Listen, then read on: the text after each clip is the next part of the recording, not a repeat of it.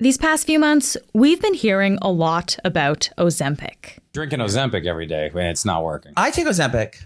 Yeah, how's it going? Good. I'm down 35 pounds. Did you forget to eat? Yeah. How I'm gonna fix my Ozempic face using filler and Botox. As a lot of you know, I've lost over 100 pounds using Ozempic or semaglutide injections. Kardashian started taking Ozempic. Supposedly, she started taking Ozempic. We don't know for sure. She's never come out and said it, but Ozempic is this new diet medication fad. People are taking the drug for weight loss, but a lot of people on Ozempic don't really need it. For a few years, there was lots of talk about finding ways to feel good in your body, no matter your shape or size. But now, Ozempic, and other drugs like it, are reinforcing the idea that losing weight is inherently good, even if it's at the expense of your health. Today, we're speaking with Dr. Sarah Nutter. She's an assistant professor in counseling psychology at the University of Victoria, and her main research is on weight stigma and body image. Dr. Nutter will tell us how Ozempic has impacted the body positivity movement and what happens when we treat our bodies like trends. I'm Menaka Raman-Wilms, and this is The Decibel from the Globe and Mail.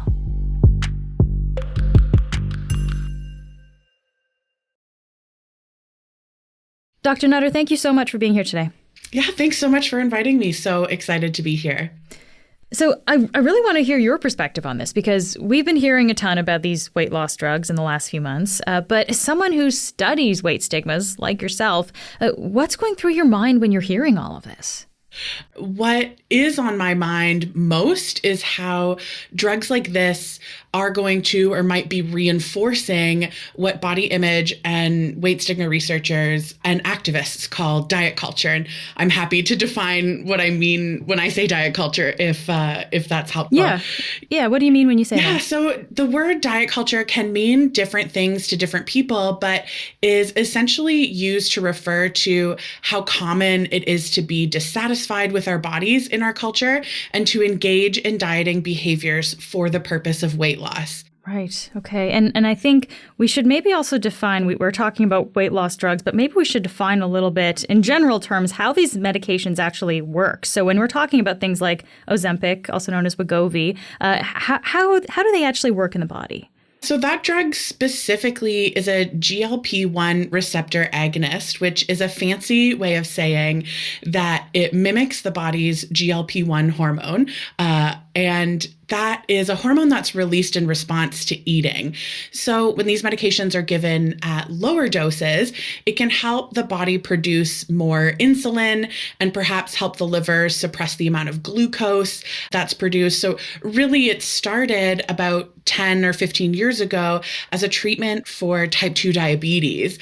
But when given at higher doses, these GLP-1 receptor agonists trick your body into making you feel full. So you feel less hungry and therefore you eat less. And that's what people are excited about. So with approvals for the use of this drug for medically supervised weight loss, we're seeing this drug be used for a weight loss purpose by anyone and everyone. And this idea of not feeling hungry and being able to lose weight sounds really appealing to a lot of people. And that's what I'm worried about. So, Sarah, let me ask you, I guess, how this relates to your work that focuses on the body positivity movement as well, because I think a lot of people are fairly familiar with that term. But how would you describe what body positivity actually is? I think body positivity is like diet culture, defined by different people in different ways. And I see it as a movement that has emerged and gained popularity as a response to the ways in which traditional media and advertising has spread the messaging of diet culture. So body positivity then pushes back. It's a movement that pushes back against these messages of what an ideal body should look like and challenges these, beauty standards as unrealistic. And when you say ideal body, I mean, the crazy thing about that, too, is it is often changing, right? Like this is not necessarily a set thing. It's always it's kind of a trend, if we can put it in that term. Yeah, absolutely. I think, we can look back to the 1990s and see that back then there was just a focus on total thinness. And that shifted to, still thinness over the last maybe 10, 15 years or so, but with selective areas of the body being allowed to be bigger. So we think, the chest, the hips, the butt, these were okay to be bigger. It was part of this more thin but hourglass ideal.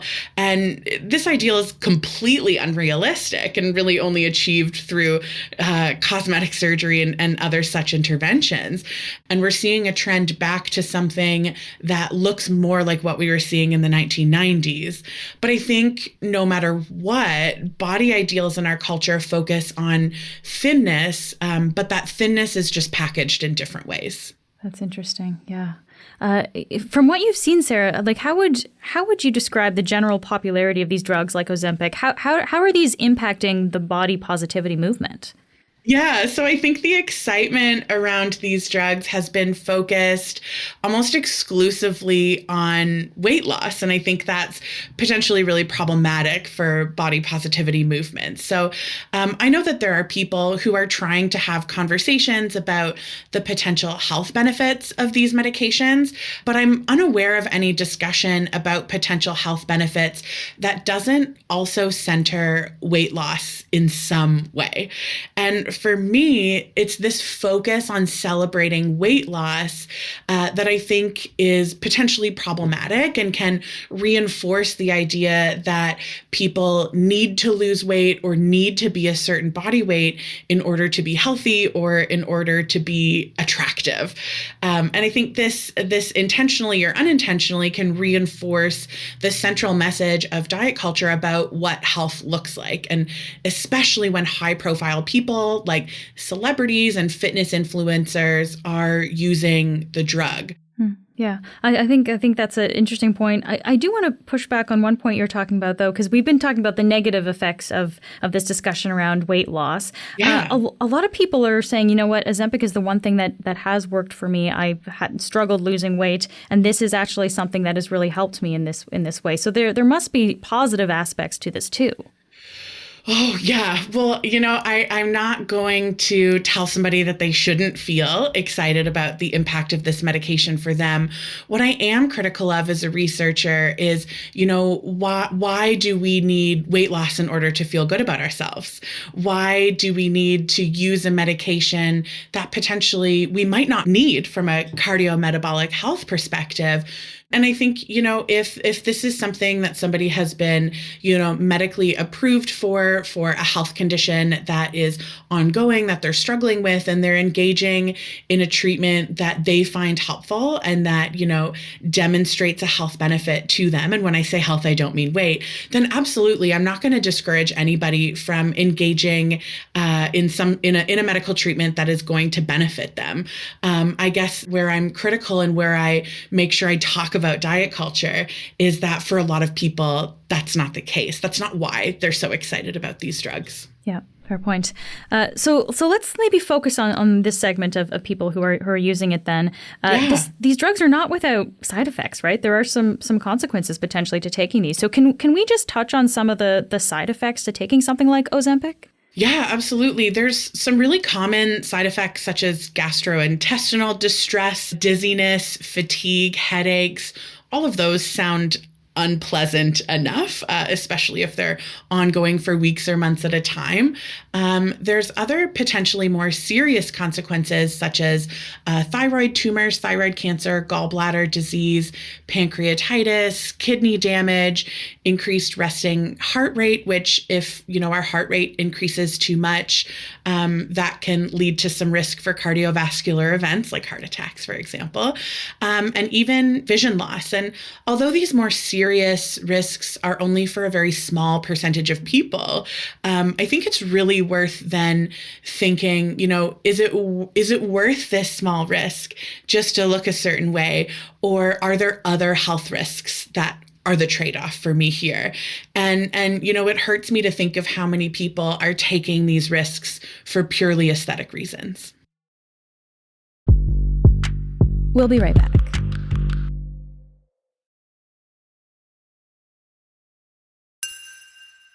Okay, let's talk a little bit about the cost of these drugs. These drugs are not cheap. No. Drugs like Ozempic sell in the States for $800 to $1,250. That's the monthly range. You have to do this every month as well. That's in the U.S. In Canada, it's a little bit cheaper, $250 to $300 per month.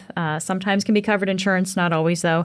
But the point is, these drugs can be very expensive. So. Yes. I wonder, does the cost of it create an even bigger divide of the people who can afford this kind of drug and those who can't? I think people who are motivated to use these drugs will find a way, but absolutely having money and connections has helped people to access these drugs. And I think this is how some celebrities have been able to use this drug for, say, aesthetic purposes, while people with type 2 diabetes are struggling to access it as part of their diabetes care. And I find that lack of coverage really interesting. So even though we know that weight isn't an accurate indicator of health, these drugs are referred to as weight loss drugs rather than drugs specific to health conditions and health risks that they aim to treat. And given, diet culture's messaging in our society that weight is controllable and an individual responsibility, once I, start to dig a little deeper, it doesn't really surprise me then that insurance companies don't want to cover these medications for health purposes, because it's easier to, deny people these benefits and to blame them for having, quote unquote, done this to themselves. And one other thing we should say about something like Ozempic is, generally this is, you're on this for a long time. If you stop taking it, you're likely to gain the weight back. So it's kind of like a decision for life here too, in a way. Yeah. I'd like to talk a little bit about, because we're talking about the cost of these drugs, but can we relate this a little bit to how environment and society plays into weight? We talk about, food deserts or lack of access to healthy food, how that can contribute as well. Can you speak a little bit about that, Sarah? Yeah, I think some of the factors that we know that contribute to weight relate to what you just said, the food industry, our food environment, as well as, say, our physical activity environment.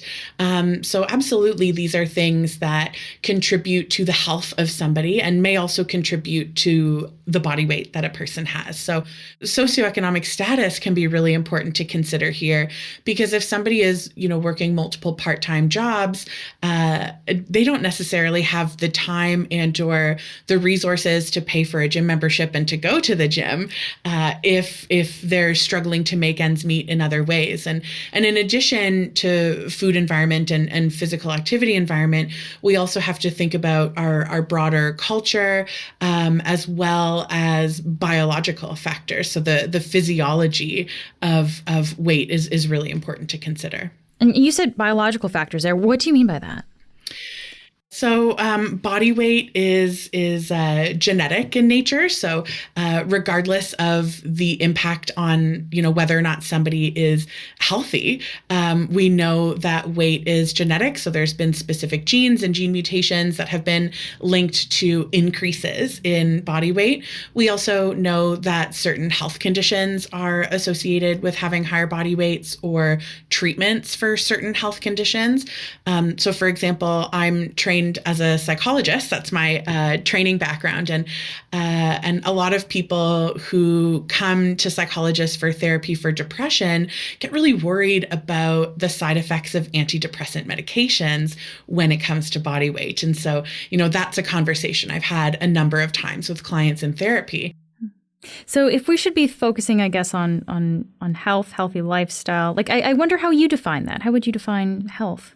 I think health is so much more than what we eat and how much we move our body. Those things are important, absolutely. And I think that we need to think about health in a bigger way. So health can be, social and emotional health. So connections to important people in our lives, how we're feeling from a mental health perspective. When I'm thinking about engaging in healthy behaviors, such as physical activity and nutrition, I'm not thinking about the impact of those behaviors on body weight, but on what's happening internally in my body. And even if somebody has a higher body weight and is experiencing poor health, that shame is never a motivator. And so, helping people to live the healthiest lives they can in an empathic way and in a way that doesn't shame them for their weight, I think is really important. I also want to come back to this idea of treating our bodies like trends. This is often the case, right? When trends are set by celebrities, like the Kardashians, for example, right? A lot of people want to look like them. So maybe last year they were getting a butt lift, and now they're on Ozempic. What actually happens, though, Sarah, when we approach the shape and the size of our bodies in this way? I think that when we start to approach our bodies in that way, we see our bodies not as our vehicle for life, but as an object for the viewing pleasure of others. And when we view our body as an object, we are motivated to want it to be viewed in a positive way. And we might start comparing our bodies to the bodies of other people and thinking, oh, I don't look like Kim Kardashian, and that makes me feel bad. Or we might start to think about how our body looks towards other people in the way that we hold our bodies throughout the day, the clothes that we wear. Do I look okay in this to other people? The way I'm sitting right now, do I look okay to other people, rather than am I comfortable in the clothes that I'm wearing or in the way that I'm sitting right now? And so I think this objectification is what body image researchers call that. This objectification of our bodies, this comparison of our bodies to other people, really reinforces the idea that we have to look a certain way to be beautiful, and can, lead us to feel body dissatisfaction. Wow. So the idea, I guess, would be some kind of solution, I guess, in some way would be to focus really on yourself and how you're feeling, rather than thinking all the time about how other people are thinking of you. Yeah, I think, it's really important to become more critical of the culture that we live in broadly, and of celebrities and influencers and, say, the owners of platforms who seek to profit off of body dissatisfaction. These individuals and companies might also be influenced by the messaging of diet culture in our society, but they have a lot of power with their platforms. And rather than thinking about these messages critically and engaging in actions that might reduce the harms of body dissatisfaction and the harms of weight stigma, they are, potentially choosing to engage in behaviors that exploit this body dissatisfaction and weight stigma for their own monetary gain. And so, I question and I feel quite strongly that it's not about the health and well-being of anybody. It's really about making money by selling this idea that people need to look a certain way. And, we can get some quick fixes that we can sell people that don't actually work. And all of that, I think, is incredibly problematic. It seems like for a while there was this period of talking about body positivity, right? I mean, there was kind of this trend to be more accepting towards ourselves and to others. But now it seems like with the Ozempic stuff, we've kind of moved in the other direction. So was body positivity just another fad? Oh, goodness, I hope it's not just a fad. I think it'll be a slow process. I think it has been a slow process, but I've also been studying weight stigma for just over a decade. And since the time that I started as a, new graduate student, I've seen a lot more uptake in these conversations. There's a lot more conversation happening in the media, conversations like what we're having right now. And that's really exciting for me. I think there's, a lot more body positivity content that's accessible out there in the world. That said, it's a bit of a tug of war. It's a push and pull. There's tensions in the conversation because diet culture is not going to give up that easily. And so I think that there's still a lot of work to be done. But I have hope for the future. It's a good place to end. Sarah, thank you so much for taking the time to speak with me. Yeah, thanks so much. That's it for today. I'm Menaka Raman-Wells. Our summer producer is Nagin Nia. Our producers are Madeline White, Cheryl Sutherland, and Rachel Levy-McLaughlin. David Crosby edits the show. Adrian Chung is our senior producer, and Angela Pacenza is our executive editor. Thanks so much for listening, and I'll talk to you tomorrow.